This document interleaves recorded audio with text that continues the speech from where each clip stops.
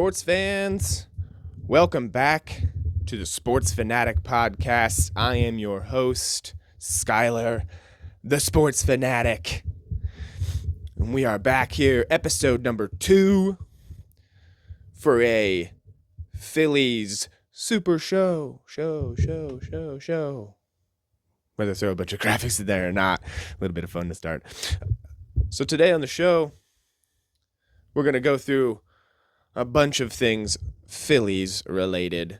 They may be, obviously, the main focus of the show for the next couple of weeks as baseball season is in the heat of the moment right now, and all the other seasons are starting to die down. The football news is always breaking. The Steelers news, not very exciting as of right now. As I mentioned in the show before, sick of hearing about Aaron Rodgers, so anything about him until he decides, who cares? But today we're gonna just go through how the Phillies have done in their past few series. Take a look ahead at the series coming up in the next week or so. We're gonna go through each position. I'm gonna give my thoughts on who I think should be starting there, who is starting there, and I want to hear you guys' thoughts. You let me know then who you feel should be in what position and why. We're going to talk a little bit about the Steelers schedule release, but I'll probably go a little bit more into it next week on the show. And we're going to talk a little bit about where the playoffs are, and then get ready for next week's episode. But to start today,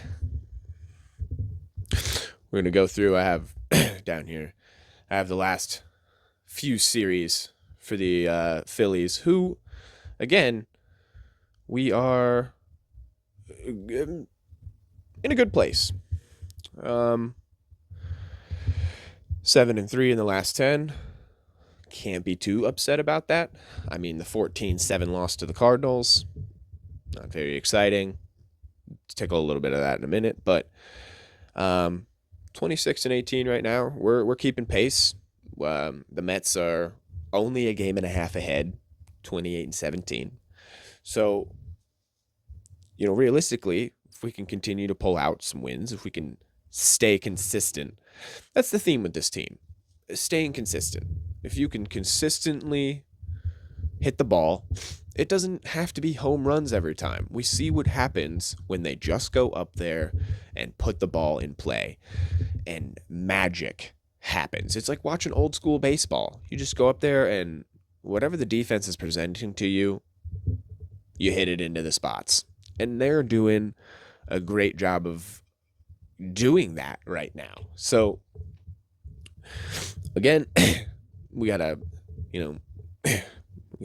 3-game lead here on the Braves. It's looking good. So we keep this pace going. Again, I don't see why this team doesn't go to the World Series. We just keep this pace going right now. We took care of the Guardians, 2-1 in that series. A 6-0 loss in there. Not great. But again, consistency has to be the theme. When you're not showing up every day to hit, you get days like this. And the pitching, the pitching's got to show up as well. The Cardinals are our kryptonite. I don't understand it. We have done a lot of losing to the St. Louis Cardinals. They, for some reason, just have our number. And, this series was close, except for, obviously, the 14-7 one. But we'll discuss my feelings on Aaron Nola in a little bit, because his performance in that game was obviously disgusting. And when you hear the commentators, John and Tom are sitting there talking about how they're shocked about this is not Aaron Nola, this is not the Nola we know, and he doesn't do this. And when, guys? I mean, the last 2 seasons, we'll get into it in a minute, but, the Cardinals are our kryptonite for some reason. We started a game against the Pirates as of yesterday, when I'm recording this. Took care of that, 8-4 game 1. start game 2 tonight. Excited to watch that. Got a couple hours till that game comes on. But we're going to go through here real quick. The lineup. And we're just going to kind of breeze through each position. And I want to hit who I think should be in each position and who I think, and I want to hear from you guys. I want to hear you guys tell me. Catcher, obviously. I said this last week. I want to hear the argument. Best catcher in baseball, JT Realmuto. Tell me somebody else. I went through it last week, how great he is. I think we could have a better backup. Marshawn is not terrible, but he's not JT, but nobody is, obviously. But stud, Gold Glove. I mean, there's nothing more you can say about him that I didn't say last week. We move over to first base. Obvious stud. Bryce Harper. I mean, what more can you say about him? If he keeps hitting the ball consistently, which he's starting to do more and more, I feel like he's starting to get back into that groove again. He's starting to feel it. I don't always need him to hit home runs. I don't. Do I love them? Yes, I do. I love watching him hit home runs, but I do not need him to always hit home runs. I need him to just be on base. That's what I need. 7 home runs in the season so far. That's good. I don't need you to be up there with Ohtani and Judge, and I mean Schwarber's up there, but we'll get into him in a second. But I don't need you to be on that level all the time. I just need you to get on base, and I need the guys in front of him in the lineup to be on base for when these guys come up. You know what I mean? But I think that he has turned himself into a great defensive first baseman. You can't make an argument against that. You can't. He makes any play that you need him to make. I'm not going to say that he's the best first baseman in baseball. We're not going to say that. I'm not going to say that because I think that defensively he has become really, really good. But there's others who are great. And he just needs to stay consistent and keep growing. Keep growing in that position. That's what he wanted to do, and that's what he is doing. He's picking up his average, 248 right now. I mean, that's not bad at all. I mean, again, just put the ball in play. Sometimes I feel like these guys come up and feel like they got to be the hero every time, and you don't have to be. Sitting behind him right now is Weston Wilson, and I'm okay with that. I don't think he's a bad player. I don't think he's a great player. I think he's so-so. He's right there in the middle. He can get it done when he needs to get it done. We're gonna move into second base or shortstop. Bryson Stott, Edmundo Sosa, Trey Turner. This trio right there. I mean, it's so hard to decide who should play each day, honestly, because I pound the table that Sosa needs to play because the man is, every time he plays, he does something productive. I mean, I don't know what more you can ask him to do when he comes into play. I really don't. Batting .346?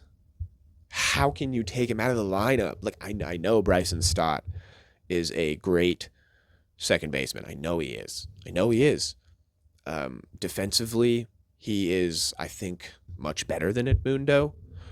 But hitting-wise, oh, man. I mean, Bryson right now he's not doing awful. He's not, we're not going to say he's struggling or he's in a slump or anything. I mean, he's not he's batting at 258. That's not terrible at all, but it's not Edmundo Sosa. I'm going to be honest with you. Every time this guy comes up, I'm excited. Because you just feel like something exciting is going to happen. You do. I mean, even if he's in the field, I'm going to say he's not the worst. He's not, he's not the greatest in the world, but he's good. He is good in the field. I think that his hitting right now, you got to play the hot hand. If he continues to hit this way, I mean, I don't see why he's not playing more. I just don't. I don't. And I know Rob Thompson's got a tough decision there at second base. I mean, he's got two great players to rotate in and out. And I mean, Trey Turner, I mean, I know that Edmundo play shortstop there, so him and Trey can rotate too, but I think Trey just needs to stay playing way more often, because when you take him out of the lineup, he starts to slack off a little bit, I think. So he needs to stay playing. Because right now, he's on fire. I mean, 302. He's doing exactly what we need him to do in front of Bryce Harper in this lineup, which is get on base, get Bryson or Edmundo, whoever's leading off, to get them on. If they get on, get them over, or get himself on, get himself doubles. I mean, he's hitting the ball like a stud right now, and I think that he has to stay in the lineup. I don't think you can rotate him in and out too much, because then I think he loses a little bit of gumption if he's being rotated out in and out a little bit too much. I think I'd rather see him stay in there. There's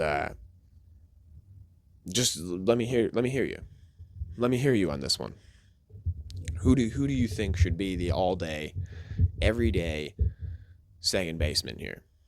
Or shortstop? I mean, obviously shortstop I think has got to be Trey Turner. But second base, argue.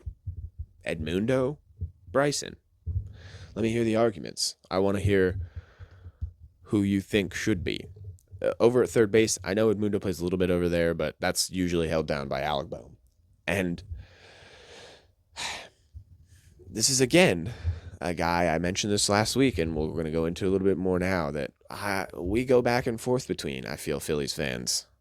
Maybe me a little more. I was pounding the table earlier, trade this guy. Please trade him. His defense is quality. It's good. I can almost guarantee he's going to snag anything that comes over in that direction. But his hitting, it's getting there. We're getting back to Alec Bohm hitting. We're getting back there right now. The last few games have been really good. I mean, he's back up to 261 average. He's raising it. He's bringing it up. He's stepping his game up. He's also hitting the ball in big spots. I know he's batting late in the lineup, but, he kind of deserved that. He kind of deserved to be batting down there, 7th, 8th, 9th. He deserves to be down in that rotation of guys, because he wasn't up to par, but he's getting up to par. And, the way the lineup is constructed, we're going to get to the actual, the lineup that I think is the most dangerous, but there's no reason why they don't just dominate a lot of teams with this lineup, and that any guy should feel like they're in a bad position in this lineup either. Whether you're batting first or last, honestly, every part of this lineup is important, because every guy's got to produce so that next guy is feeling juiced when he comes up there and ready to go. Let's dive into the field just real quick. I mentioned this last week. Left field, we picked up Max Kepler, and I think that he was a great pickup, because his consistency with the ball, hitting the ball, his fielding is there. I mean, his average is only at 220, so he's in a little bit of a slump right now, but I feel like he's going to continue to pick it up.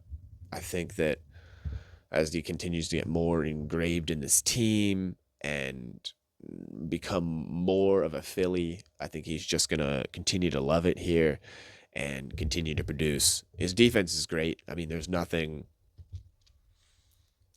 Could he be a little faster? Maybe, sure, but he's an athlete out there making plays. Right field, Nick, no argument there. I love me some Castellanos, especially right there behind Harper and Schwarber.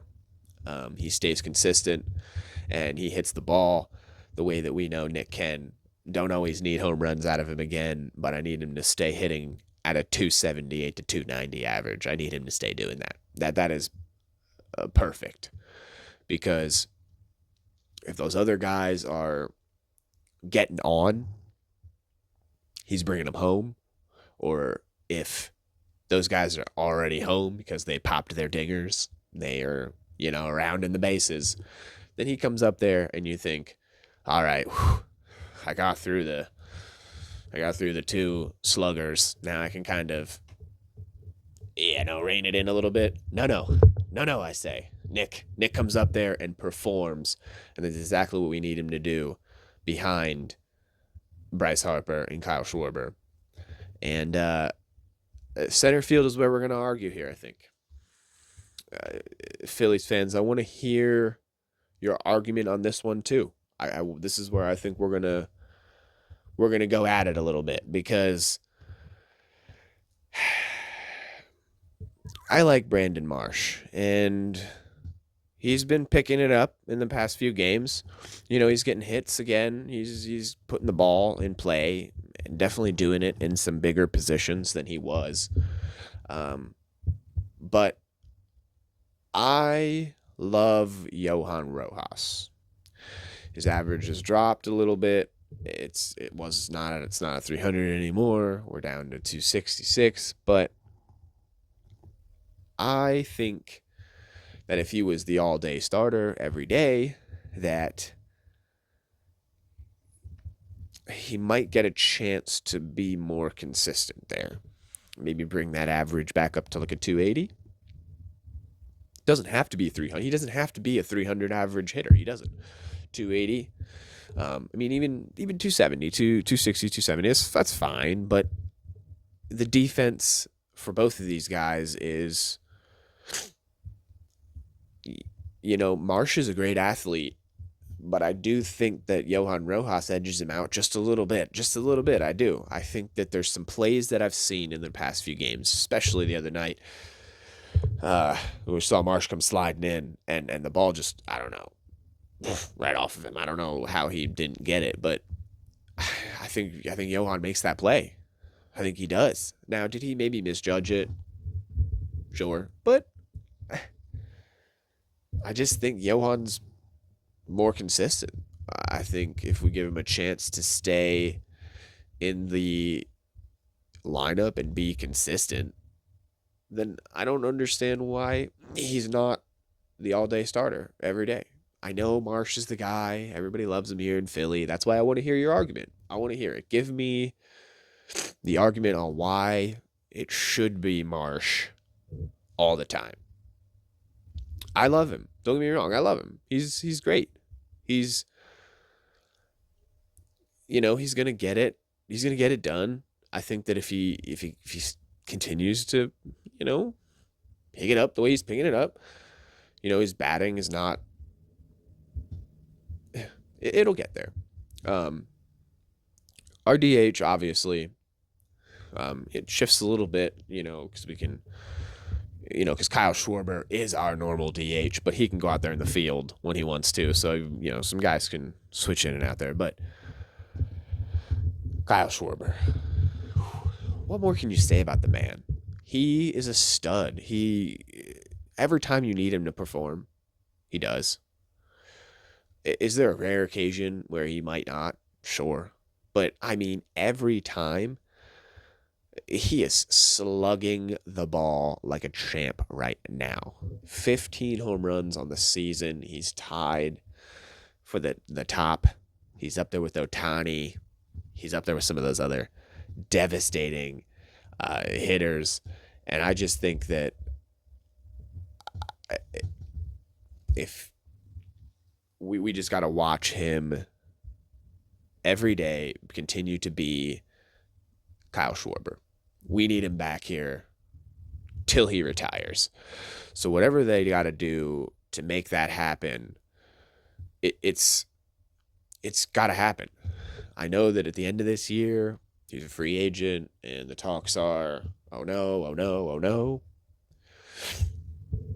But I'm here to stamp the table and say he's got to be a Philly for life. And I think any Philly fans would agree. He's got to stay here for life. Not just what he brings to the community, but the player that he is. He fits the team so well. The personality, the hits in the timely moments, the home runs. He had a 2 home run game this past week to lead us to victory, 3-2, 3-1, in that one. And he is exactly what you need him to be. Up there, tied with Aaron Judge, with Carroll. Alonso's up there. I kind of forgot Ohtani's having a little bit of a rough start this year, but, Ohtani, he'll get there. But I just think that the way that these guys are performing right now, this past few games have been a great 7-3. I'm expecting that to continue to grow as we take a look at the next week series coming up here. Next week we got the Rockies. A 4-game series with the Rockies. And I mean, this should be 4 wins. This should be 4 easy wins to just, we should be feeling good after this series. When we come on this podcast next week, we should be celebrating. There should be streamers thrown in the air. There should be fireworks going off. We should be celebrating huge next week because the Phillies ought to dominate this series. The Rockies are atrocious. 7-37 this year. On track to be the worst team in MLB history. That's not good.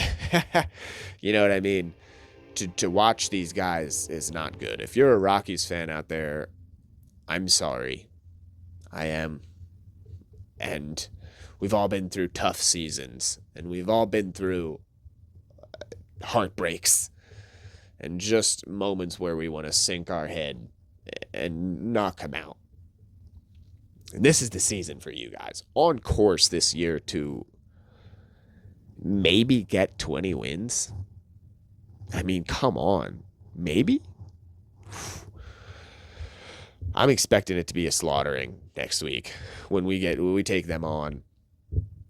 They're going to tap into the A's probably right around when I record the next episode, so I don't know how much we'll get into that one next week, but the A's are a so-so team. They're right in the middle of the West there. 22 and 23. They're so-so. So I don't know what to expect out of them. To be honest, I haven't seen enough Oakland A's highlights. I haven't seen enough Oakland A's games yet. Playoffs are wrapping up, so my head will be a little bit more buried into all things baseball. I'll be able to be a little bit more up to par on how each team is a little more once the playoffs wrap up here. But we should come into this podcast next week super excited. Just with big grins, big smiles, lots of fun things to talk about. Maybe some really scary numbers next week. You know what I mean? Rockies just gave up a 21-0 game. So if the boys come up and just start hitting, we could have some 20-0 games ourselves. So I'm excited to watch that series. It should be a fun one. Again, the A's ones, I'm not 100% sure what to expect out of that one, but it should be a fun one when we get there. The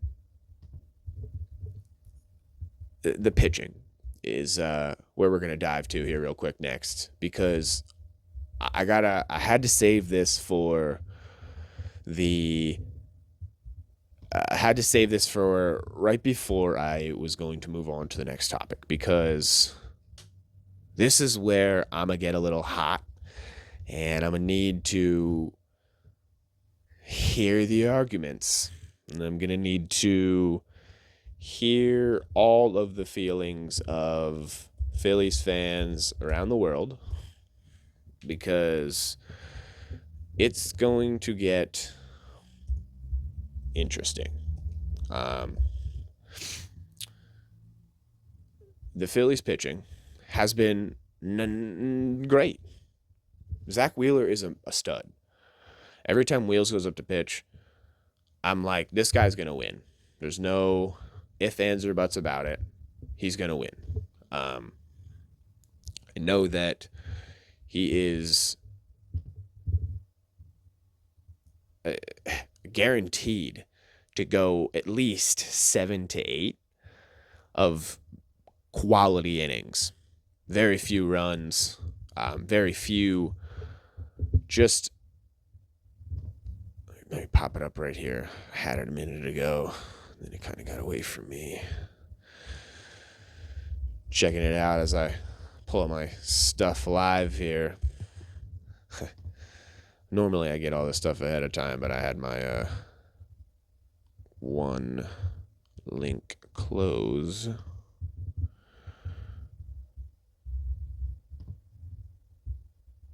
We're going to go down here so I can get to the pitchers' statistics. I don't like to be fully wrong when we're in that department. There we go. All right. Wheels, 4-1 of the season, 2.9 ERA. Again, every time I watch him pitch, 74 strikeouts. I know he's going deep in games. I'm excited. They just did the Zach Wheeler bobblehead night. Sad I didn't go grab one of those. Have to find one of those at some point so I can have a nice little setup with that. But him and following up behind him, Jesus Luzardo, what a pickup. I shouted to anybody who listened to me at the end of last season that we needed pitching. The hitting is great. If the boys stay consistent on the hitting end, it's the pitching that's been the issue here for what I feel is a long time. Jesus Luzardo, what a pickup. A 2 ERA right now, 4-0. The man is doing everything we asked him to do and then some. He's been the answer. He's been the cure to the pitching. He's going to go deep into games also. Every time I watch this guy pitch, it's an exciting game, and it was excitement I didn't fully even know that I needed. I didn't know where the pitching was going to come from this offseason. I just knew that it needed to come. And boy, did the office deliver. Big time. Behind him, Aaron Nola. And here we're gonna dive into it. Behind Aaron Nola is Christopher Sanchez, 4-1, 2.9 ERA. He is again lights out pitching. I love Christopher Sanchez. Anytime Christopher Sanchez comes into the game, I watch him pitch, and I think to myself at first, oh man, I don't know what to expect. But then as he starts, I'm like, he's got this. There's no reason to worry about him. Taijuan Walker behind him, not great, but he's not terrible either. Nola's where we're going to really focus here. Phillies fans, it's time. It's time that the Aaron Nola train left the station, honestly. I think it's time that we sent Aaron Nola off to see what free agency would look like if he chooses to continue after this season. Obviously, he's going to. He's not like an old man yet. But it's been a fun ride, Phillies fans. It has been. But the last 2 seasons have not been great. And this season, 1-7 start. I mean, I know last season was not this bad. Was not. And he was a little bit better last year than he was this year. But, uh, he was 14-8 last year with a 3.5 ERA, and it's not, it's not terrible, but 30 home runs last season. And he's on pace this season to give up. If he'd continue to pitch, man, I mean, he's on pace to give up. He's already got 11. He's on pace to give up 50. 50. Every time this guy pitches, I know a home run is coming. 1 in 7 this season with a 6 ERA. He is a joke, guys. Honestly, right now, he's a joke. Give me your arguments as to why he needs to be a Philly anymore. I know he does so much for the community. Just did it in a charity event the other day, raised $200,000 for the charity, and that's great. And I love the off the field stuff, and all the guys who do that stuff is awesome. But on the field, I'm sorry, he's not it. He's not it anymore. He's not. Let me hear it. Let me hear the argument as to why he should stay on this team. Because every time he pitches, it's a guaranteed home run. And you don't know when it's going to come. It could come in the first inning, the second inning, the third inning, the fourth inning. His first 3 innings of games are usually pretty good. But you know that a back-breaking home run is coming, or just a heartbreaking inning is on the verge of happening, and I don't know where else to turn with him. He's had enough chances, guys. He has. I think it's time that we let him ride off into the sunset. It is. I think it's time. And you tell me whether I'm crazy or not. But I think that next season I would be okay. Even for the rest of this season. They after his disgusting performance in his last game, 14-7 loss. After his disgusting game there, they put him on a 15-day IL with an ankle sprain. Maybe it was more like an ego sprain, because he needs to sit down.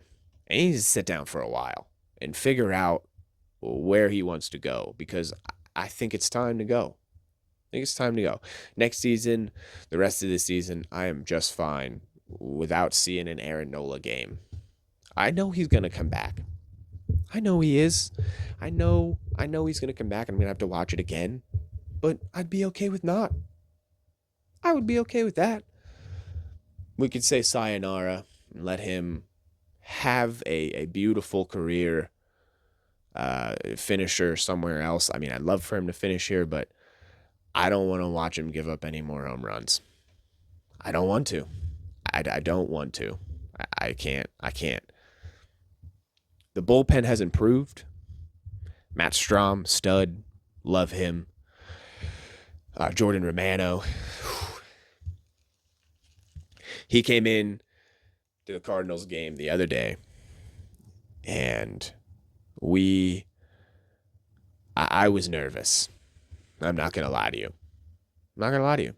He came in 3-1 game. I thought to myself, this game's over. And not for us. I thought to myself, Romano's going to give up every run that they need, and it's going to be devastating. He shocked me. He struck out the side. He gets the win.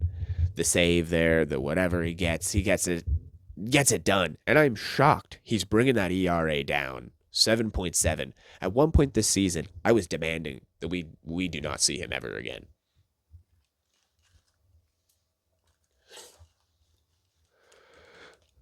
I was pounding the gavel hard on the desk, saying, no more Jordan Romano. With a 15 ERA, you would have the audacity to bring that guy back into the game.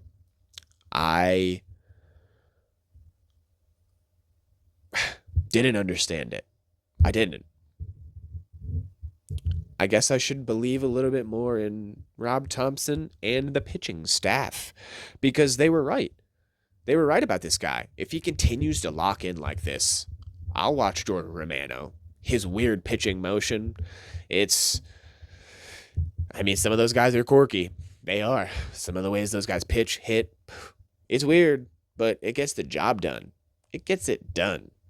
I remember watching Kevin Youkilis bat when I was growing up for the Red Sox, and what a weird motion he would have holding that bat way up there. And I don't know how he got hits that way, but the man did.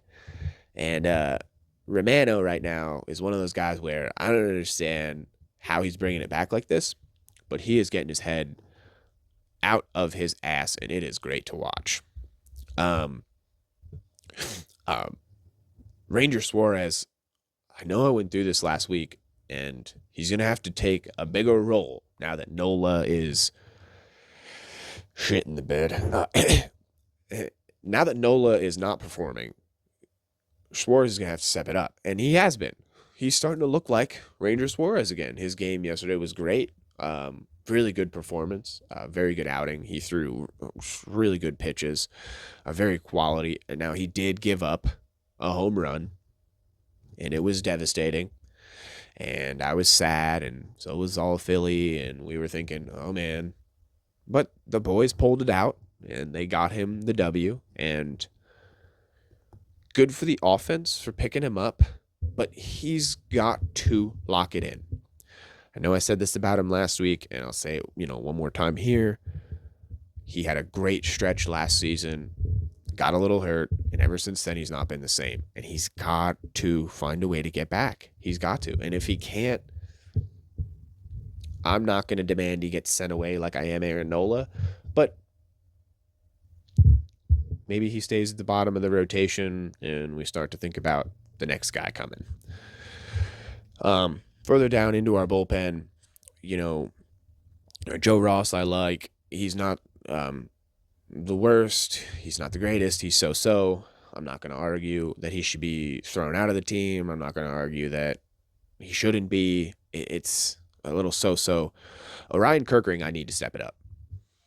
I know he's got a 3-1, but I watch him pitch and I think it's nail biting, more nail biting than it should be, to be honest with you. Because he was supposed to be the answer at some point. He was supposed to be the closer, I think is what the idea was going to be. But I need him to bring the ERA down. A 4.3 is not what I want a closing pitcher to have, for sure. So he's got to bring it down. He's got to rein in some of those pitches. But his fastball is good. If he continues to work that fastball, I think it'll be lethal. When he comes back with some of those splits and stuff, I think it'll be a good combination. If he can just dial it in, he could be the closer that we're looking for. But I like Jose Alvarado as the closer. So Kerkering can stay in the bullpen. What a turnaround. What a turnaround. I was pounding hard last season that I don't want to watch this dude pitch ever again. I wanted him thrown out of Philly. He had a 2-5 record, about 4 ERA. He was not the answer. He was not. He had 13 saves. So, he got it done here and there. But this season, he has come alive, and I'm proud to say I want to go pick myself up a Jose Alvarado jersey here because that's how good of a turnaround it has been for Alvarado. He has not missed a save. He has hit every opportunity that he has gotten. Seven saves here on the season. He has been the answer to closing pitching that the Phillies have been looking for, I think. Finally, because he was supposed to be this last season when we were trying to get him to be that. And I don't know why last season he couldn't be it, but this season, I think I'm going to go pick myself up a Jose Alvarado jersey. I have to, because I feel like I disrespected him so much. I gotta give him a little back. Gotta give him a little back. I want one of those necklaces that he makes for the team. I want one of those now for sure. I mean, I wanted one last season because I thought it was such a cool thing that he does. But I want one of those so I can sport it with my Jose Alvarado jersey, because he has become the cure in the bullpen. And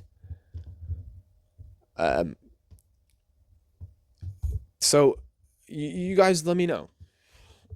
Let me know all your thoughts, all your feelings, all your Phillies feelings, and how you think the lineup should be, how you think the fielding should go, who should be where, who should be in the rotation, who shouldn't be.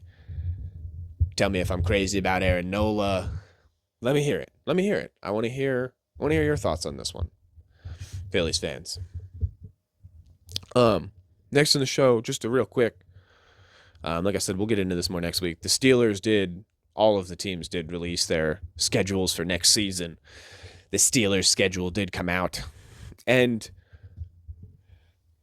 I saw on First Take them talking about how the Steelers are going to could start 0-5, or maybe possibly this could be the year that Tomlin has his first losing season, and I want to know why.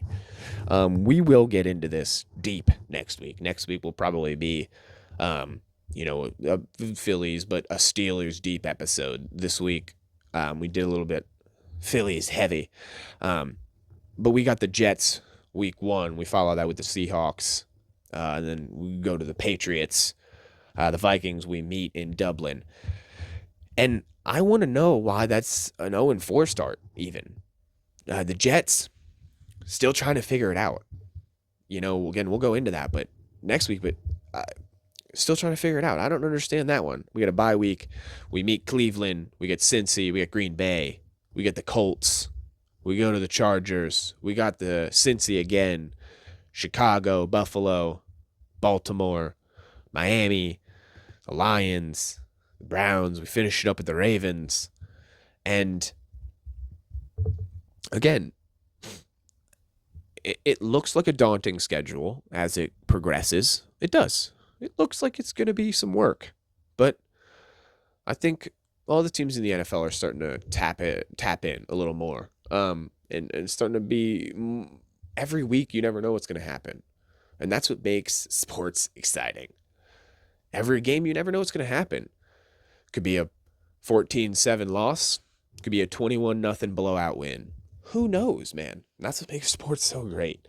But, we'll get deep into that schedule next week so I can make the argument and tell you why I think it is stupid to think that we're going to start 0-5 or even be that bad at all. To wrap up the show here today, we're going to talk just real quick playoffs, where we are at as of today, where we sit. And today, May 17th, we are sitting with the Knicks getting ready to meet the Pacers in the East Conference Finals. The OKC Thunder and the Nuggets have one more game, Game 7, tomorrow. And I'm hoping that OKC wins.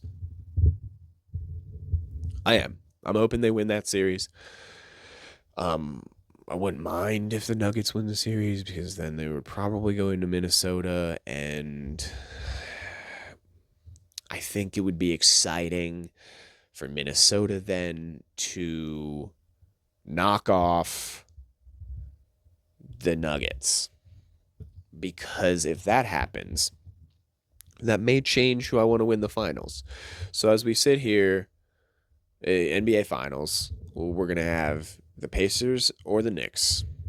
And I'm so, honestly. I think I'd rather see the Knicks, just because Knicks fans kind of deserve it. It's been a long time. But I think Pacers fans deserve it too. They've been battling at it for years. I think it's time that they finally get one too. But I think I'm going to lean a little Knicks. I think I want to see Jalen Brunson and those Knicks get into those finals. And then down, obviously here, I think I want to see Minnesota. I think I would love to see OKC win, and then I think maybe win the finals. The young guns get it. The next season they'll come back. They may be hungry to repeat, but they may be very, very hungover from winning a trophy, especially young guys. You know, they're going to be partying hard and heavy. So I think that they would come back next season, maybe a little more weak.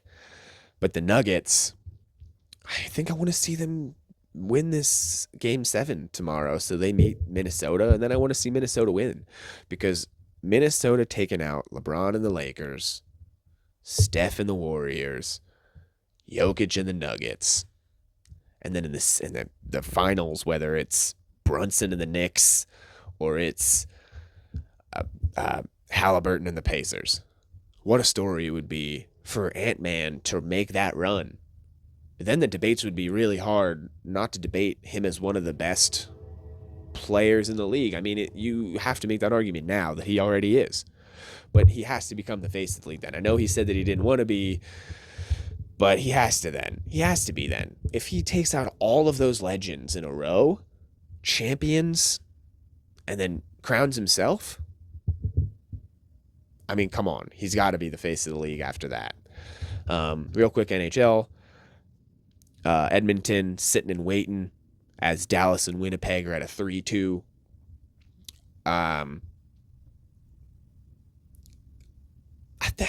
I just think it would be fun to see Winnipeg go in there. You know, when your team loses, maybe I'm the only one who feels this way. I sometimes have a backup team that I would love to see win, but most of the time I kind of just want to see new people win. You know, once your team doesn't win, you kind of just want to see somebody who hasn't won it win it, because it's a fun story for that fan base and for that organization and those players and everybody who's been working hard to get that team towards whatever championship it is, whether it's the Lombardi, the Stanley Cup. You know, it doesn't matter which championship you're vibing for. I think it's fun to see new guys win it. Toronto and Florida, they're tied 3-3 here, going to Game 7 there. I want Toronto to win because of Scott Lawton. I'm very biased there. He didn't leave the Flyers not to go win the Stanley Cup. So I think I want Toronto to win that one so they can go beat Carolina, because Carolina beat Washington and took out Ovi. And I want to see Lawton win it. You know, we traded him away from the Flyers because we wanted him to have an opportunity to go win one. And this is it. Game 7's huge. So I think Flyers fans, you got to throw on your Toronto jerseys. You got to throw on your Toronto gear for one game and celebrate and try to get them to win so that Lawton can get to the Stanley Cup. Once Winnipeg and Dallas finishes, no matter who goes on, they're waiting. Edmonton's waiting. I want Edmonton to win no matter who goes there, because Connor McDavid and those boys there, they deserve it also. I'm going to be honest with you. I mean, I want Lawton to win it all with Toronto because, again, we traded him there and that's what we did it for. But I wouldn't mind seeing those guys do it either. That'll do it for episode number 2. I thank you guys so much for joining me. Like it, subscribe to it, let me hear your thoughts, and I will see you on the next one.